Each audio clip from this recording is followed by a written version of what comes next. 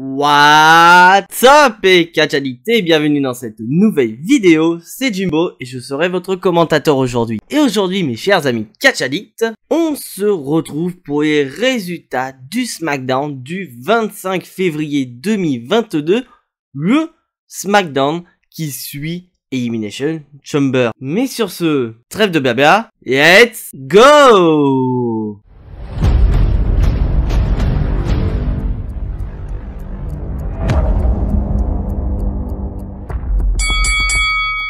Et donc, le show va commencer avec l'un de nos commentateurs présents à SmackDown, j'ai nommé Michael Cole. Un Michael Cole qui va nous introniser la gagnante du Royal Rumble 2022, l'ancienne championne de Raw, la Badass Woman of the Planet, Ronda Rousey. Et donc après ça, on a une Ronda Rousey qui nous fait une promo plutôt correcte, mais je trouve un petit peu maladroite en fait. Car en effet, on voit que Ronda Rousey, niveau micro, elle a un tout petit peu de mal, bien que grosso modo, sa promo soit plutôt correcte. Car en effet, elle va exprimer sa volonté après son accouchement de devenir championne, tout comme sa mère l'a fait il y a de ça plusieurs années, en étant la première femme judoka à devenir championne olympique en étant enceinte. Et bien sûr, après ça, on a une Charlotte Flair qui arrive et qui va tacler Ronda Rousey. Et une Charlotte qui va dire très clairement qu'elle va battre Ronda Rousey et la renvoyer à la maison pour faire un bébé numéro 2. Donc en soi, une promo de Charlotte Flair qui n'est pas ouf. Et on sent quand même que la WWE et Charlotte Flair ont un petit peu de mal à se renouveler avec les promos. Mais après ça, on a Sonya Deville qui vient attaquer dans le dos Ronda Rousey. Et Charlotte Flair va joindre ses forces à Sonya Deville pour faire un 2 contre 1. Et donc Charlotte Flair va attaquer la jambe de Ronda Rousey, parce que comme elle a dit dans sa promo, elle va faire taper Ronda Rousey avec sa fameuse prise en 8. Et comme vous le savez mes chers amis catch addicts, quand Charlotte Flair porte sa prise en 8, ce sont les jambes qui souffrent. Et donc c'est une Ronda Rousey qui boite, qui ressort très fort de cette rivalité, car elle parvient à maîtriser Charlotte Flair et Ronda Rousey. Et d'ailleurs peu de temps après, on a Adam Pearce qui n'a pas trop apprécié le comportement de Sonya Deville par rapport à Ronda Rousey, en disant très clairement que quand même Ronda Rousey va main eventer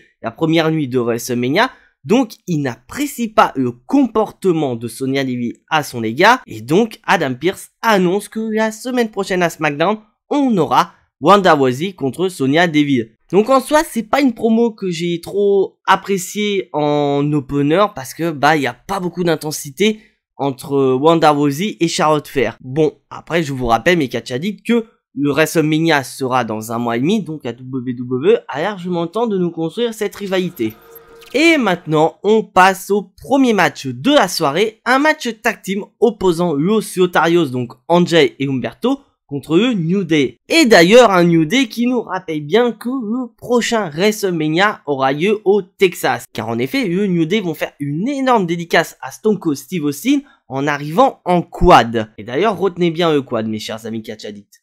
Et donc, on passe au match. C'est un match plutôt bon entre les deux équipes, bien que ce soit répétitif. Parce que je vous rappelle que ces deux équipes s'affrontent pour au moins la 3e, voire même la 4e fois à SmackDown. Mais ça n'empêche pas que le match est plutôt correct avec le tournant du match. Car souvenez-vous, je vous ai dit retenez le quad. Parce que en effet, nous avons Biggie à l'extérieur qui s'apprête à écraser l'un des deux Los Lotarios dans le but de distraire le partenaire. Ce qui permet à Kofi Kingston de remporter le combat avec l'aide de son acolyte Biggie pour le compte de 3. Donc en soi, je pense que ce match sert à une seule chose, c'est à construire le New Day très fort pour affronter les Usos à WrestleMania. Et d'ailleurs, en parlant de nos chers champions par équipe les Usos, on nous a appris que la semaine prochaine, on aura ce fameux match entre les Viking Raiders et les Usos qu'on aurait dû avoir à Elimination Chamber, mais qu'on n'a pas eu. Donc je pense que vous avez tous compris, je vais pronostiquer quand même les Usos qui vont conserver leur titre par équipe de SmackDown, et qui iront peut-être, pourquoi pas, se diriger vers WrestleMania face au New Day. Donc après, je suis entièrement d'accord avec vous que c'est répétitif de voir les Usos contre le New Day, mais à l'heure actuelle dans la division tag team à SmackDown, qui aurait assez de crédibilité pour aller taper les Usos à part eux New Day? Je vois ces commentaires.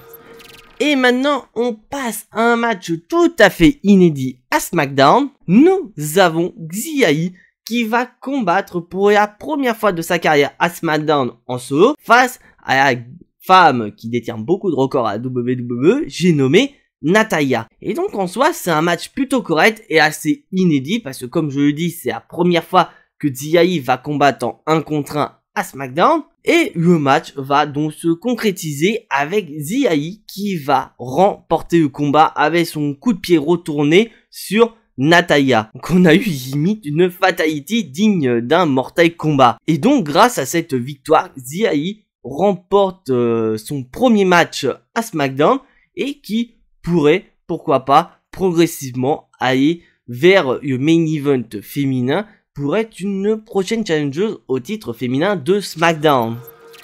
Et maintenant, on passe à la cérémonie de notre tout nouveau champion intercontinental. J'ai nommé Sami Zayn. Et oui, mes chers amis Catch Addict, la semaine dernière, Sami Zayn a battu Shinsuke Nakamura pour devenir notre nouveau champion intercontinental. Et c'est donc un Sami Zayn doré qui va rappeler que depuis plusieurs mois, il est victime de complot, ce qui lui a coûté dans un premier temps son titre de champion intercontinental et aussi une opportunité au titre universel de Roman Reigns. Mais voilà, plus de peur que de mal, il a récupéré son titre de champion intercontinental et il demande au public de le respecter. Et d'ailleurs, on a un Sami Zayn tellement confiant d'être nouveau champion intercontinental qui va lancer un challenge à l'ensemble du roster pour l'affronter. Et bien sûr, on se dit, bon, ça va être qui va aller affronter Sami Zayn pour le titre de champion intercontinental?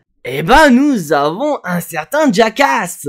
En effet, on a Johnny Knoxville qui arrive et qui va confronter le tout nouveau champion intercontinental. Et donc, c'est un Johnny Knoxville qui va lui dire, écoute, mec, tu as quand même saboté mon avant-première de Jackass, donc moi, je vais te saboter ton premier SmackDown en tant que champion intercontinental. Et donc ça ne va pas du tout plaire à notre champion intercontinental. Car en effet, ce dernier va porter 2 Alaba Kick à Johnny Knoxville. Donc très clairement, on va se diriger sur cette rivalité entre Sami Zayn et Johnny Knoxville qui dure quand même depuis pas mal de mois. Donc après, personnellement, cela ne me dérange absolument pas parce que voilà, on a quand même un Sami Zayn qui va dans un premier temps, défendre son titre de champion intercontinental la semaine prochaine contre un certain Ricochet, mais surtout qui va défendre son titre intercontinental certainement contre Johnny Knoxville à WrestleMania. Donc tu te dis quand même que Sami Zayn en peu de temps aura défendu son titre de champion intercontinental autant de fois qu'un certain Shinsuke Nakamura en plusieurs mois. Ce qui fait déjà du bien pour le titre de champion intercontinental, je trouve. Et maintenant, on passe à un nouveau match féminin opposant Sasha Banks contre Shotzi Blackheart. Et à noter que j'ai pas du tout compris, on avait Naomi qui arrive comme ça au niveau de la table des commentateurs. Et donc on va passer au match. Très clairement, c'est un squash match. Victoire rapide de Sasha Banks, Shotzi n'est pas respectée, alors quand même que je vous rappelle que Shotzi a quand même tourné heel sur effectivement Sasha Banks il y a de ça quelques mois, qu'elle voulait se positionner en tant que future challengeuse de Charlotte Flair. Et bah encore une qui est pas respectée chez WWE. Mais après ça, on a Naomi qui se met aux côtés de Sasha Banks et elle va annoncer au public que le public est en train d'admirer les prochaines championnes par équipe de la WWE. Donc on a une nouvelle équipe composée de Sasha Banks et de Naomi qui lance clairement un challenge à nos championnes Zelina Vega et Carmella. Donc d'un côté ça me dérange absolument pas parce que très clairement la division par équipe est en mode PLS, on se disait bordel de merde, qui irait taper nos actuelles championnes Carmella et Zelina Vega. Donc ça va être très clairement Sasha Banks et Naomi. Et déjà Naomi, ça me fait plaisir que voilà, elle soit dans une autre direction parce que c'est vrai que sa rivalité contre une certaine Sonya Deville était vraiment long et surtout très très chiant. Et d'un autre côté, bah il faut quand même occuper Sasha Banks car je vous rappelle que les matchs féminins sont déjà planifiés avec d'un côté Becky Lynch contre Bianca Belair pour le titre féminin de Raw et de l'autre côté on a Charlotte Flair contre Ronda Rousey pour le titre féminin de SmackDown. Donc il faut occuper tout le monde, et surtout que WrestleMania a lieu sur 2 nuits, donc techniquement on peut avoir 7 à 8 matchs par nuit, donc techniquement tous les titres peuvent être défendus à WrestleMania de manière facile. Et le titre féminin par équipe n'en fait pas exception. Et donc le titre par équipe féminin ne fait pas exception à cette règle. Et donc bien sûr, il faut bien occuper à la fois les championnes et d'autres catcheuses qui ne peuvent pas aller dans les matchs de championnat pour WrestleMania. Donc Sasha Banks en fait partie, donc on va décider de la mettre dans la division tag team avec Naomi pour, pourquoi pas, la faire affronter les championnes. Reste à voir.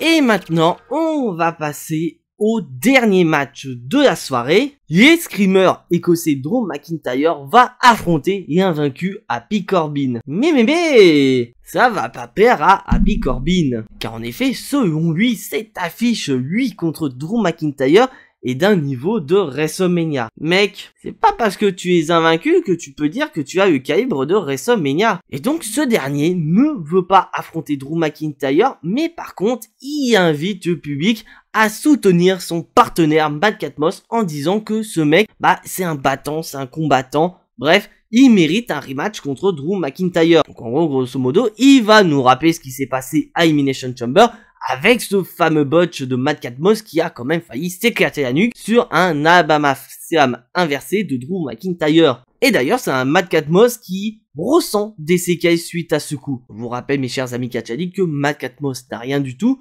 C'est vraiment storyline de vraiment rappeler ce botch et que Madcap Moss n'est pas ressorti indemne de ce match à Elimination Chamber. Et c'est donc un match retour entre Madcap Moss et Drew McIntyre qui va avoir lieu. Et donc en soi, c'est un match plutôt correct entre les deux, où tu ressens quand même d'un côté que Madcap Moss a quand même des séquelles à Elimination Chamber, mais c'est surtout que on a Happy Corbin et Madcap Moss qui veulent attaquer Drew McIntyre dès le début, dans vraiment le but de l'affaiblir pour donner toutes les possibilités à Madcap Moss de le battre. Mais malheureusement, cette attaque n'aboutit à rien et Drew McIntyre parvient à remporter le combat face à Madcap Moss. Et donc, si vous suivez bien les comptes, mes chers amis catch addicts, Drew McIntyre est à sa 3e victoire contre Madcap Moss. Il nous a fait une France-Brésil 98. Et donc, après ça, on voit très clairement que Drew McIntyre veut affronter Happy Corbin à WrestleMania.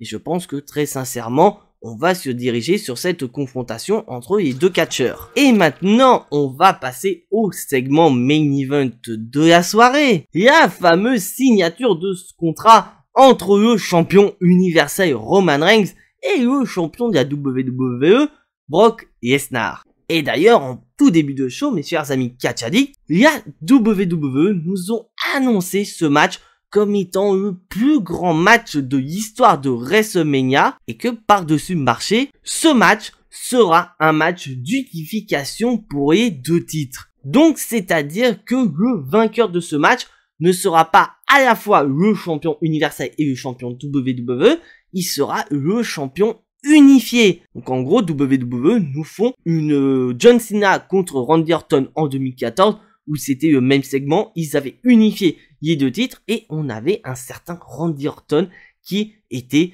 le champion du monde poids lourd de la WWE. D'ailleurs, une période que j'ai pas du tout appréciée. Et donc, on passe à ce segment avec bien sûr Roman Reigns qui arrive accompagné de tout le monde, des Usos et de Paul Heyman. Et d'ailleurs, un Roman Reigns qui demande comme d'habitude au public de le reconnaître. Et après ça, on a Paul Heyman qui prend le micro et qui présente cette confrontation entre Brock Lesnar et Roman Reigns comme étant la plus grande confrontation de l'histoire de la WWE en mettant certaines confrontations à la poubelle. Le match entre André Géant et Hulk Hogan, poubelle. Les matchs entre Stone Cold Steve Austin et The Rock, poubelle. La fameuse série d'invincibilité de Undertaker détruite par un certain Brock Lesnar, poubelle également. Et donc ce match est vraiment présenté comme le match des matchs, le plus grand match de l'histoire de WrestleMania. Et après ça, on a Brock Lesnar qui arrive et qui vient également signer le contrat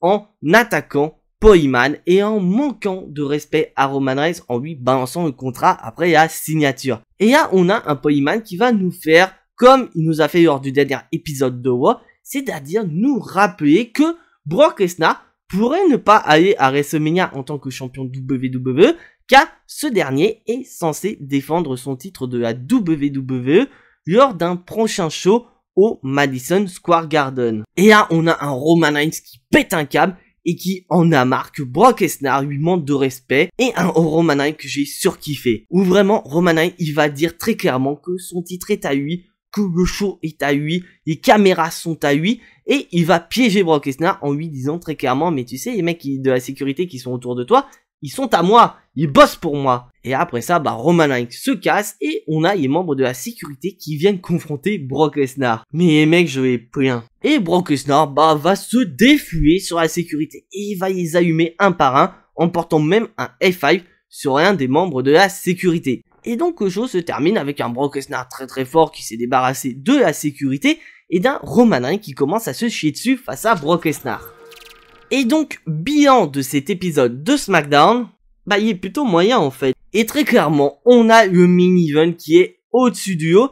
Et je trouve que WWE, vous exagérez un petit peu. Parce que quand je vous dis quand même, mes amis catch addicts, qu'on partait de base, après Royal Rumble, à une confrontation entre Brock Lesnar et Roman Reigns, certes, mais à la base pour le titre de champion universel, à un match champion contre champion, où les deux mettent leur titre en jeu pour s'unifier, et ce match est présenté comme le plus grand match de l'histoire de WrestleMania. Attention WWE, parce que la dernière fois que vous nous avez présenté un match comme étant le plus grand match de catch ever, c'était à Backlash en 2020 contre Edge et Randy Orton, et ce match n'était pas vraiment le meilleur match de tous les temps. Donc ne nous vendez pas du rêve WWE. Et franchement, je suis pas du tout fait à cette idée de devoir unifier les titres. Mais on sent d'un côté que WWE, ils sont un peu dans la merde en fait. Mais bon, ça, on en parlera dans une autre vidéo. Et concernant les matchs, les matchs dans l'ensemble sont plutôt corrects. J'ai pas envie de dire excellents, mais quand même assez corrects. Donc après, comme je l'ai dit, lors du prochain épisode de SmackDown, on aura 2 matchs de championnat avec d'un côté Sami Zayn contre Ricochet pour le titre de champion intercontinental, et les Usos contre les Viking Raiders pour les titres par équipe de SmackDown. Et on aura également Ronda Rousey contre Sonya Deville. Donc on a déjà un avant-goût du prochain SmackDown qui pourrait être assez correct également. Mais d'un autre côté, on peut pas s'attendre à énormément de cet épisode de SmackDown. Parce que je vous rappelle, mes chers amis catch addicts, le WrestleMania aura lieu dans 1 mois et demi. Donc WWE va prendre son temps pour construire les rivalités. Déjà d'un côté entre Ronda Rousey et Charlotte Flair, et de l'autre côté entre Roman Reigns et Brock Lesnar. Donc faut quand même laisser le temps à la WWE. Mais c'est vrai que pour le moment, ce WrestleMania 38 ne me hype absolument pas. Donc voilà, c'est tout pour ces résultats de SmackDown. Si bien sûr tu n'es pas abonné à la chaîne, je t'invite à t'y abonner juste ici, à activer la petite cloche pour être notifié des prochaines vidéos et surtout lâcher un maximum de pouces bleus qui font énormément plaisir à la chaîne. Et donc on se retrouve demain pour une nouvelle vidéo tout à fait inédite sur la chaîne. Mais en attendant, soyez tous très fiers d'être des catch addicts. C'était Jimbo et à la prochaine.